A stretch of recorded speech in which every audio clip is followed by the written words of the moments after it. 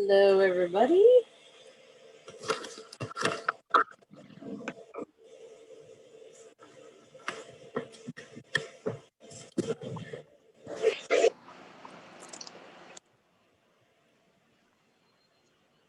Okie dokie. So today we have another quiz. I have revamped it because everyone's tired at this point in the semester. So I just made it multiple choice. And what I'll do is I actually will do it at the end of class after we cover everything. So hopefully it'll all stick in your mind a little bit better. So it'll be in instance retrieval, which we'll talk about today. So for everybody signing on, what I'm saying is we're going to do the quiz at the end of class today.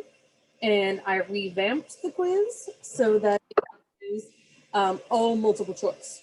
So you'll be able to get through it more quickly. And what we'll do at the end of class is y'all will just take the quiz, and then when you're done, you can sign off. This will also prevent the awkward, like, sitting around waiting for other people to finish. It's just going to be quicker for you all. It'll be a nice little test to see, you know, what I taught well, what I might want to, like, make sure I retouch when we do our review day. So, yeah. Explain It to the Media quiz is now just becoming quiz, and we will have it at the end of the day today. So we're going to go over the last slides, and we'll also probably finish early today. Today's one of those days where you all will have some breathing room, so then you'll be able to do your quiz, and then you'll be able to go ahead and spend some time in the Connect assignments, what have you. So I am going to go ahead and see if our PowerPoint will cooperate today. We'll see. And then we will finish that. And then starting on Monday, we'll start covering intelligence. And we cover some cool stuff in that, like not only intelligence testing and the types of intelligence, but I'm particularly interested in animal intelligence, so we'll cover that as well. So I am going to go ahead and share my screen. Oops, hang on. I have to actually, again, get the PowerPoint to cooperate first. There we go. Ta-da. All right, now I can share my screen. And then when we left off, we were just going to be getting to long-term memory. So there are long-term memory stores material organized according to meaning. And you'll also see it abbreviated LTM, long-term memory. So I'm going to go ahead and pull our chat out here and make sure I'm in the PowerPoint and adjust this up so y'all can see me. Hooray.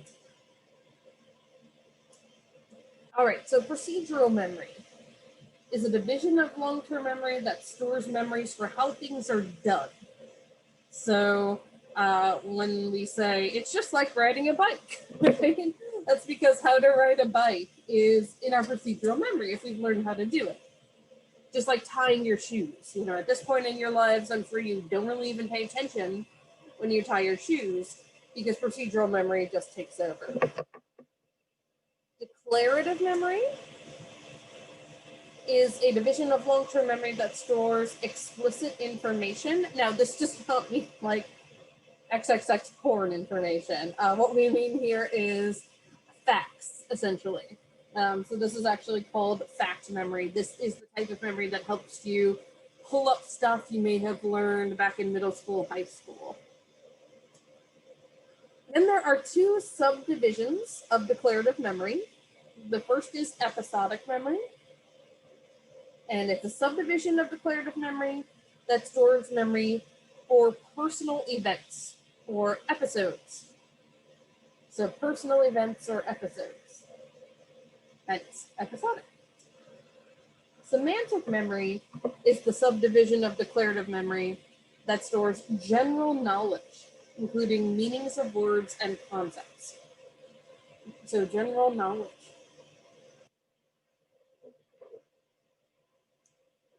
And like some of the other things we've looked at, we can look at a hierarchy. And now we know this is a way to help us remember stuff, right? So long-term memory is split into declarative and procedural. Again, declarative is your facts. Procedural is how to do things. And then declarative is further divided into semantic and episodic. Semantic is things like memories for language.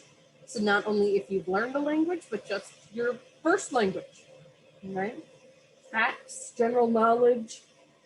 Semantic memory is what would allow you to do really well on Jeopardy, for example. Episodic memory is memory for events and personal experiences. So if you can remember, going on vacation when you were 8, that's episodic memory. Procedural memory is that memory for motor skills, and then also the operant and classical conditioning we've talked about when we talked about learning.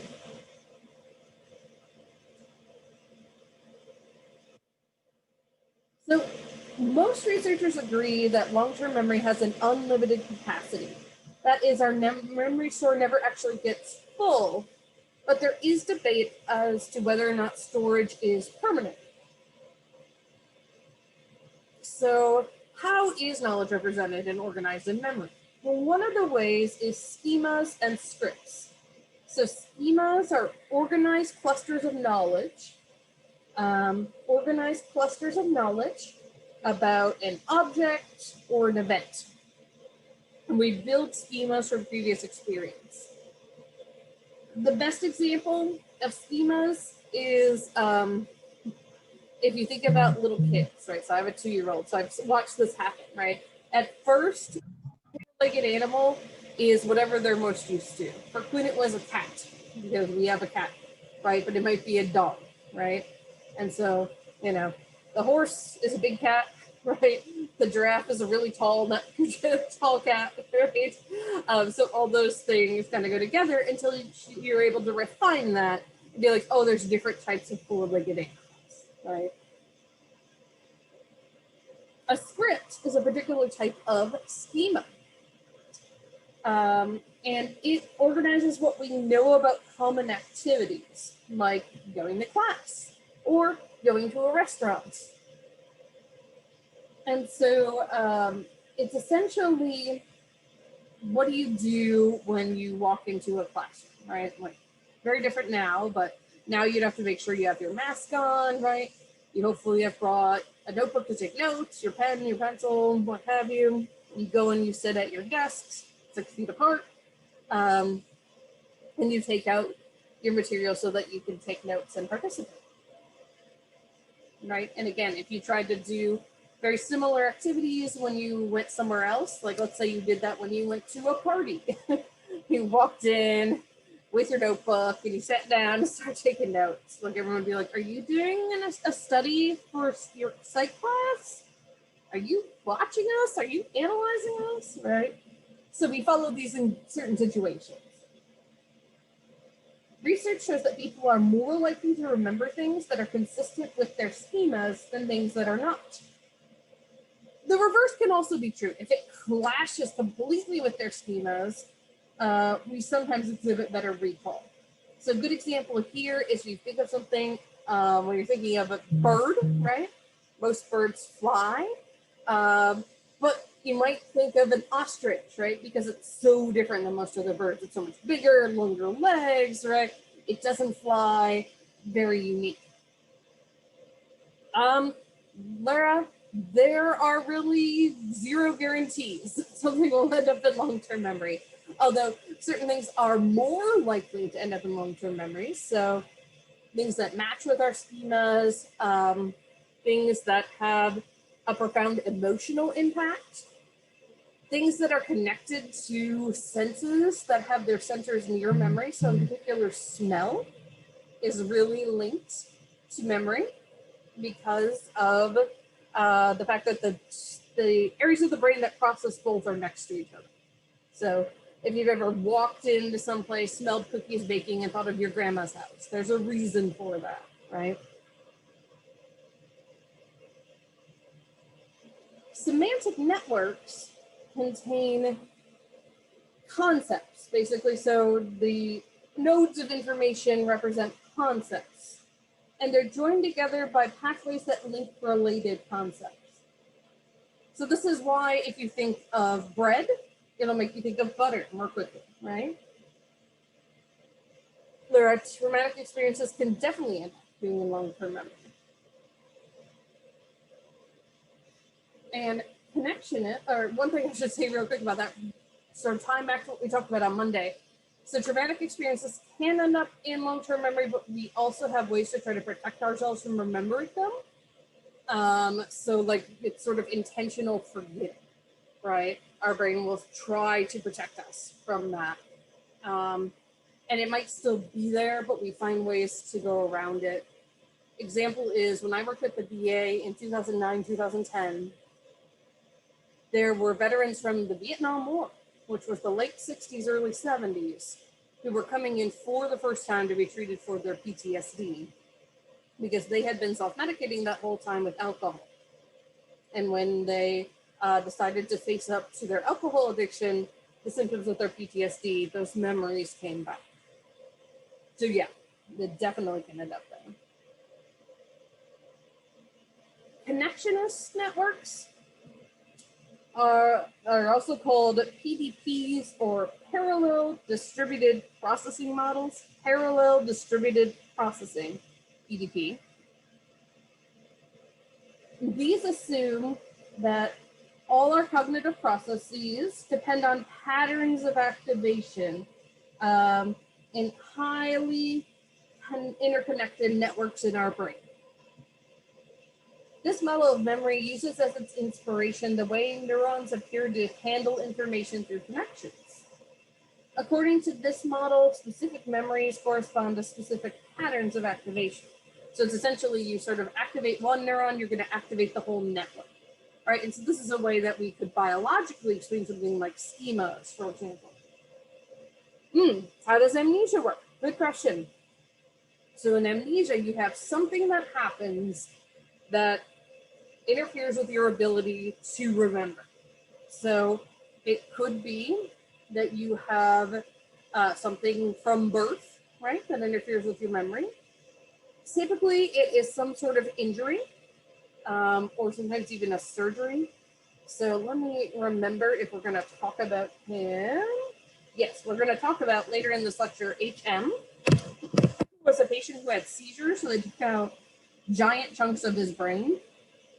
And he got amnesia because they essentially removed those pieces. You can also get it from a head injury because, again, there's some interference due to the damage, or a stroke.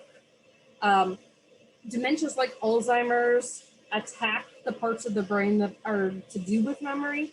And Alzheimer's in particular, there's a buildup of what are called amyloid plaques. So they're like dumped in the brain. And then the axons of the neurons tangle like Christmas lights. And so it's harder to get information out of memory, essentially. The other thing that can happen is it can be psychological stress. So there's what's called dissociative amnesia, where there's nothing physically wrong with your brain, but because of the lot of stress occurring in your life, you might forget. And there's a subtype of that called dissociative fugue, dissociative amnesia with fugue, I think they call it now, where it's so dramatic you actually like pick up and move and like start a new life for yourself. And so you're not purposely doing it, it's just your brain doesn't remember the old one. Can amnesia be caused by trauma? Yes. Physical trauma for sure, and also psychological trauma. Again, there are parts of traumas that we just simply don't process in the moment, so we can't remember them. And again, our brain is going to try to intentionally forget really awful things that happen to us. And again, it's not always successful, but it's at least going to try. Really good questions, y'all. One of the things related to trauma memories that we can talk about is flashbulb memories. So flashbulb memories are a very clear memory of an emotionally significant moment or event. And now these are typically big, large-scale tragedies. So for like my parents' generation, which might be your grandparents, depending, it was when Kennedy got assassinated. Okay, for the Gen Xers, it was when the space shuttle blew up with the teacher on board, because I'm sort of between Gen X and millennial, but a lot of us were watching that at school when that happened. For my generation, the millennials, it really is 9/11.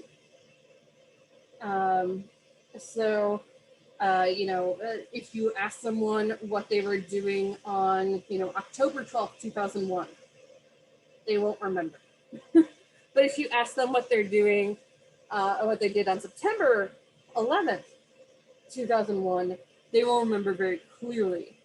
So I remember a lot of things about that day. I don't remember about any other of my days. Like I remember I had just gotten out of the shower, gotten back to my dorm room. He's gonna date me, but it was AOL Instant Messenger, AIM. One of my friends had written like, plane hits the World Trade Center. And I remember thinking like, what a horrible accident. Because you never think that's going to be intentional, right? And I went downstairs and someone had turned it on in the lounge. And I had to go to the health center that day. And the TV was on with the footage. And I remember having to go to town to get my prescription, having to be back because I was on our collegiate newspaper and our staff had a meeting to try to figure out how the heck we were going to try to cover this as a little like teeny tiny town. So I remember these really clear details about that day that I don't remember about other days. Let's see, look at what people are asking. Is there any sort of science behind forgetting something the second you walk through the door, or that just happens? It's honestly about attention, Carter. That's a really good question too. So that is about sort of walking through, the door, you see new things, so you're not paying attention anymore. It probably just means that memory hasn't gotten to long-term memory for you to remember, if that makes sense. Humans are also notoriously bad at what's called prospective memory, so having to remember something in the future, something you have to do. So it's real easy for us to forget in that way. And in terms of flashbulb memories being good ones, I haven't heard about it in that way. I guess if you had just like really great moments, right, you might have something like that. But traditionally, it's like a collective trauma, if that makes sense. That's how it's talked about. Now, what you also need to realize is that sometimes flashbulb memories are not 100% correct, partially because we can retell them, right? So I've probably told that story about my flashbulb memory of 9/11 20 times, 50 times since 9/11 happened, right? And just like when people talk about, they joke about fish stories, like, I went and got this fish and it was this big and it gets this big and this big, right? Our memories change with retelling, especially if we interact with someone else who was there that day and they share something they might have known, right? So they're not always 100% correct. So this is an example of that, where for the forest animals, it might have been that, it was when Bambi's mom got shot, right? So that was traumatic to them, even though for forest animals, unfortunately, it probably wouldn't be because hunting's fairly common. So some people will remember things sort of mixed because of that. Someone saying in the chat they had their first ultrasound for them that day, their parents. So certainly can happen. Alrighty, so back to our diagram here. Good old Atkinson and Shiffrin, who really explained a lot of memory. So you've got the environment, you're taking in sensations. Those are held very briefly in that sensory memory. You're going to have some loss from that, right? Sensory memory is huge. Short-term memory is pretty limited, right? So what you pay attention to will go into short-term memory. You're going to have loss from short-term memory. I'm sure very few of you would remember those digit spans I told you on Monday, right? And that's okay if you don't need them held in your memory. But if you practice it, if you elaborate on it, if you purposely try to remember it, it might go into long-term memory. Or again, sometimes these things are so poignant, like a flashbulb memory, that you don't necessarily have to do rehearsal in the moment for it to stay there. Then long-term memory, going back to short-term memory, is retrieval. Here's another way to look at that, which I think is kind of cool. So it imagines, instead of just flat boxes, memory being like 3D boxes. And so they hold things.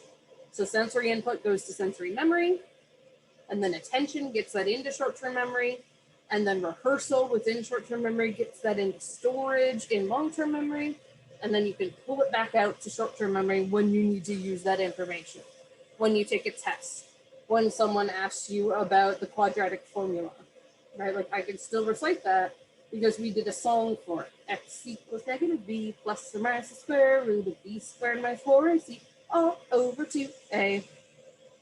No reason for me to know that right now, right? If I did, I could Google it, but it's in there because I rehearsed it so much. All right, so retrieval. Retrieval is how we get stored information out of memory. It's the process by which stored information is recovered from memory. Most memory retrieval is fairly easy. We consciously and explicitly try to remember something, and it becomes available more or less effortlessly. But sometimes things can get in the way of remembering. You've probably realized this when at some point you took a test and could not remember a fact or concept, even though you knew you had stored that information. Everybody, regardless of your age, experiences retrieval failures. This is common. These are those situations where you know it, you feel like it's on the tip of your tongue, you know you had stored that information, but you just can't pull it out for whatever reason right then. Psychologists tend to use two measures of retention, and these are recall and recognition. So recall tests is where people have to retrieve previously learned information. So participants in The Weakest Link, which is back now, they rely on recall, but so do fill in the blank and essay questions or short answers on exams. It's asking you to recall the information and you've got to create it. This is what your explain to the media quizzes have typically been, is recall. Now what I've just switched it to is recognition.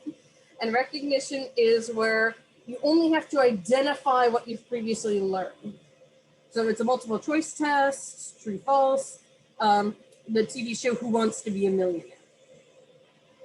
Relearning is what we have to do if we've just forgotten stuff, right? So sometimes when I teach chapters that just aren't as relevant to my career in this particular course, you know, like every time I teach sensation and perception, I kind of have to relearn pieces of it just because my research doesn't deal with it.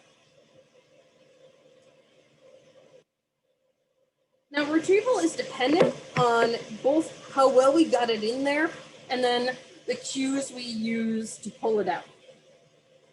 So if you're given a cue for retrieval that relates to some aspect of the originally stored information, retrieval is easier, it's faster, and it is more accurate.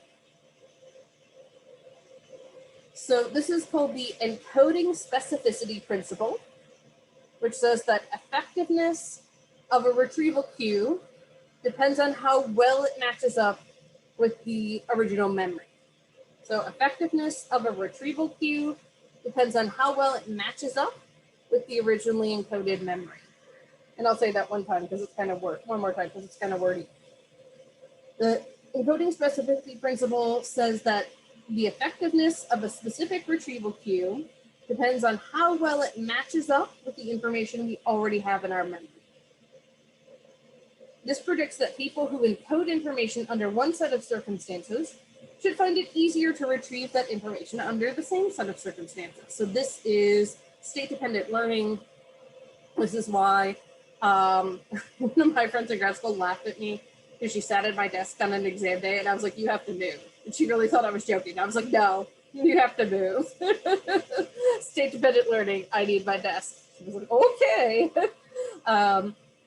When I was in college, they told you to wear the same perfume or cologne when you studied as when you took a test, again, to try to help you with retrieval of this information.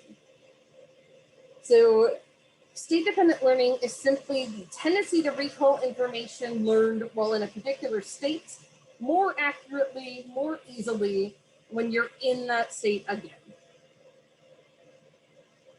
When the person's state at the time of encoding matches the state at the time of retrieval, access is facilitated. When they don't match, retrieval is not as easy. Example of, sort of a non-match would be if you study for an exam with music in the background, but you're tested in a quiet condition, your retrieval might not be as good. Another retrieval aid is imagery. People use imagery every day as a long-term memory retrieval aid. It helps us answer questions like these, which is darker green, a pea or a Christmas tree? Typically a Christmas tree, right? Because we can picture those two things in our minds. Which ball is bigger, a soccer ball or a tennis ball, right? We can envision those two things in our mind and say a soccer ball is larger. There's also the primacy and recency effects. Recall, especially when we ask someone to study a list of something, tends to be higher for words at the beginning of the series instead of those in the middle. So if you remember, we talked about this on Monday with the number strings, like a lot of you are remembering the ones at the beginning a little bit better. And this is called the primacy effect. It's essentially whatever comes first is easier to remember. And this effect occurs because no information related to the task at hand is already stored in short-term memory, sort of a fresh slate. At the moment a person begins a new task, the attention to new stimuli is at its peak. And we've talked about how attention is so key to memory, right? Also, words at the beginning of the series, or whatever we're trying to remember, numbers, what have you, get to be rehearsed more often, allowing them sometimes to be transferred into long-term memory. Therefore, the primacy effect can be associated with long-term memory processes. Yet recall tends to be even higher for words at the end of a series, and this phenomenon is called the recency effect. That's because these more recently presented items are still being held in short-term memory. The recency effect, therefore, is thought to be related to short-term memory. There's an exception to these effects, however. The primary and recency effects often occur in lists of items in which the items are fairly similar. When one item on a list differs from all the others, that one is learned more easily. For example, if I gave you this list of words to study, apple, banana, grape, freedom, pear, and mango, you would probably remember freedom more easily because it doesn't fit with all the other fruits. So this shows how the primacy and recency effects work. So these are the percent of words recalled and the position in the sequence, and you can see it's much higher at the beginning and at the end. In the middle, it tends to fall below 50%. And again, this is going to change as you increase that number of words, right, or numbers, as we saw on Monday when we did that number test. Now, forgetting is something that happens, right? And the key causes are decay of information. So, stuff just when we don't pull it back out and rehearse it, it just might not stay in there that well. And there's interference in memory as well. So proactive interference is a decrease in accurate recall of information due to the effects of previously learned information. So if you have to learn 20 lists of words, and then they say, tell us the last one, proactive interference would be all those other 19 lists would get in the way. If you have retroactive interference, this is a decrease in accurate recall of information as the result of subsequent presentation of different information. So, you know, again, if I asked you to recall 20 lists of words and you hadn't been actively rehearsing them, right, it wouldn't have gotten into long-term memory. So the first one might be interfered with by the other 19. Interference in attention is responsible for the most annoying types of forgetting, absent-mindedness. And this is encoding failure. This is the example with the keys I gave you all on Monday. You can't remember where you left your keys because that information is not there to retrieve, right? You walk in the door, you throw them down, and you just go about your day. You never paid attention to where you put them down, so of course you can. This is really common because the competition for attention leads us to ignore some stimuli at critical points in the flow of information from the memory system.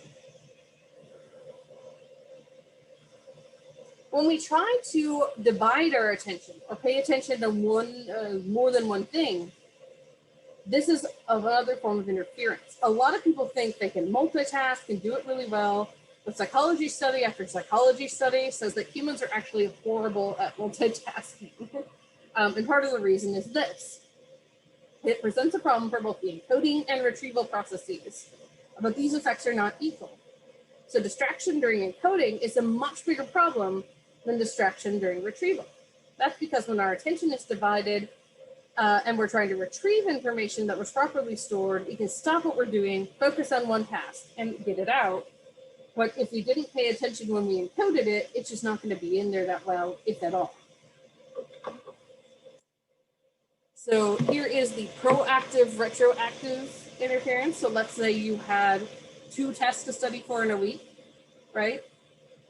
If you studied your econ test and then studied for psych, it's possible psych could interfere with econ because you studied it after. But it could also go the old way, or the other way, where things that you studied first interfere, and you kind of get them confused in your mind. So there's no good solution other than doing the best you can. So Ebbinghaus, Hermann Ebbinghaus, was the biggest person to study forgetting in the late 1800s, so when psych was really a new science. And he used himself as the participant. And so he would make up nonsense lists of words for himself and then try to remember them. And he found that retention and forgetting occur over time, and plotted his data, which is called the forgetting curve. And that's what you see a diagram of on this page. Current research suggests that this curve is unusually steep for Ebbinghaus, probably because he was using nonsense syllables that are difficult to encode semantically. So we'll see the same thing with other people, but we won't see the 100 to 60% drop off in the first 20 minutes. It would be a little less steep. So retention is the proportion of material retained, right? And we just can't remember everything unless you have a photographic memory. Now, amnesia, which we talked about earlier, it refers to the inability to remember information, typically events within a specific period. Again, it can happen after a trauma to the head, after psychological issues. It can happen after something like a stroke, things along those lines. In contrast to what's presented on soap operas and sitcoms, amnesia is actually relatively rare. And there are 2 basic types of amnesia, retrograde and anterograde. So anterograde amnesia is the inability to remember new events and facts. So you can't make new memories. The inability to remember events and experiences that occur after the injury, the brain damage, what have you. That's anterograde amnesia. So people who suffer from anterograde amnesia are stuck in lives they lived before the injury, and new events are completely forgotten. Retrograde amnesia is what we think of when we typically think of amnesia. And that's the inability to remember events and experiences that preceded a damaging event, such as, again, your blow to your head, your stroke, what have you. The loss of memory can cover a period ranging from a few minutes to several years. The recovery tends to begin quickly over the next days to weeks. And as long as, again, this is not giant permanent damage, it does tend to return. And earlier events are remembered before recent ones typically. So HM, I mentioned him before, very, very famous amnesia patient. So he had very severe epilepsy. And so they really felt like they needed to take out large portions of his brain to try to stop his seizures. So they took out a big portion of his temporal lobe and essentially his entire limbic system, which includes the amygdala and other structures that are really linked to memory. So gone, basically. So they couldn't grow back, they couldn't repair themselves because they just didn't exist. So after surgery, he could not encode new long-term memories.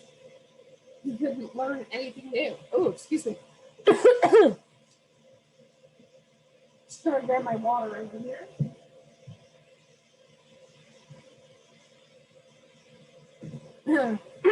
That was weird. My voice is back now. All right, so after surgery, he couldn't make new memories. He had anterograde amnesia, complete anterograde amnesia.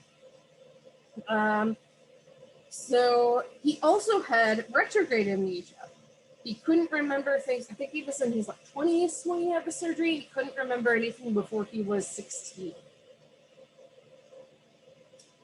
Or he could remember only up until he was 16. Sorry, I phrased that correctly. So he could remember from his earliest memory up to 16, but he couldn't remember anything that happened between that and his surgery. His short-term memory was intact. So if you gave him a short-term memory test, you worked with him in the moment, he did great. Really cool thing about him is that he could learn new skills, but he couldn't remember learning them. And they think that was because procedural memory sort of acts in a different way, is sort of housed in different parts of the brain. So he could do that. There is a great story about, it's a little like the movies 50 First Dates, although they didn't try to restart his day for him. He couldn't live on his own, so he spent the rest of his life in mental care facilities, essentially assisted living, and very amiably participated in hundreds of research studies because he couldn't remember doing them before. So obviously his family gave consent and whatnot. But there's a great story about he was working with a neuropsychologist. The neuropsychologist got called away. And when the neuropsychologist came back, HM remembered what they'd been working on. And the neuropsychologist got really excited, but then realized that just the hours the neuropsychologist had been gone, HM had just been rehearsing the information because he didn't even realize how much time had passed because he couldn't make these new memories. Again, sort of a sad life that he lived, but to him, he wasn't sad. He was actually a really cheerful guy, and the moment was great. He liked watching commercials better than TV shows because they were easier for him to follow. He just made his life work and was a pretty happy guy. So how does this relate to studying, right? So when you're studying for an exam, whether it be for my class or any other, you want to get the information into your long-term memory. Right? So you don't just want to read or highlight. You want to try to organize the material. You want to think about chunking material together. You want to think things about hierarchies, right? You want to use mnemonics, so using rhymes, things along those lines, acrostics, etc. Think about things, ask yourself questions. This is why flashcards are a pretty good way to study. Quizzing yourself along those lines. This is why I have you all take quizzes before the exams. Doing a little bit daily and not doing it all the day before is really important. And this is, again, part of why I give you all those Connect assignments, because it helps you to do this. And then watch out for interference, right? So make sure you don't have any sort of false information about psychology getting in there, right? It's not a good time to start looking at like conspiracy theories on YouTube, right? It's just not the good time to do that. Alrighty. So now we have, and let me see if I have a, yeah, I'll just sort of leave this on here. Actually, I can exit out of the PowerPoint. I have one more memory activity for you all. So have something ready to write these down, but don't write them down while I say them. Try to remember them all, okay? And so I am going to read you this list of words, and then again, try to write down as many as you can. When I'm done, I'll let you know when I'm done. So I'm gonna get started here. So, bed, silence, snoring, tired, turn, quilt, fatigue, night, night, night, dark, clock, toss, artichoke, rest, dream. All right, write down as many as you can remember.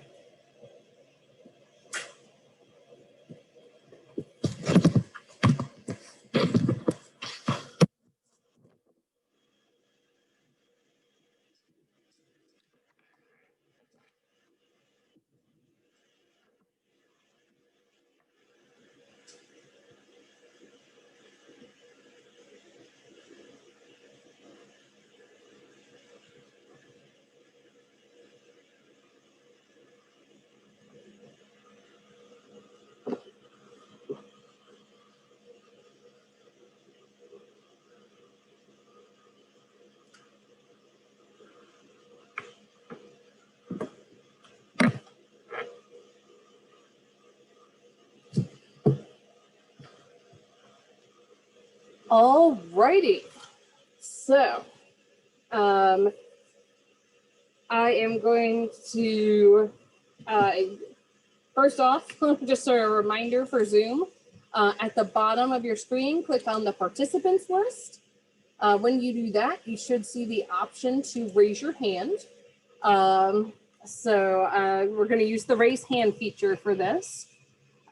So in terms of what you remembered, I'm going to call out single words. How many people remembered the word bed? So use the raise hand feature. All right, looks about like half of you. And you can put your hands down. There's like a cancel raise hand thing. Yeah, so that's the primacy effect. That was the first word on the list. Alrighty, how many remembered the word dream? Again, use the raise hand. A little bit fewer, okay. That's the recency effect. So that's what's going on there. And then how about the word night? How many people remember the word night?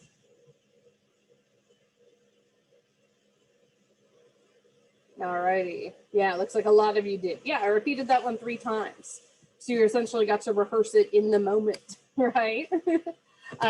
So that's frequency. The more we rehearse the material, the more likely it is to enter our memory. How many people remembered artichoke?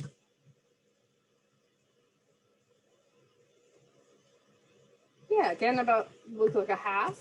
It's what we talked about before with the other list, right? It's a weird word in the list of all these other words, so it stands out.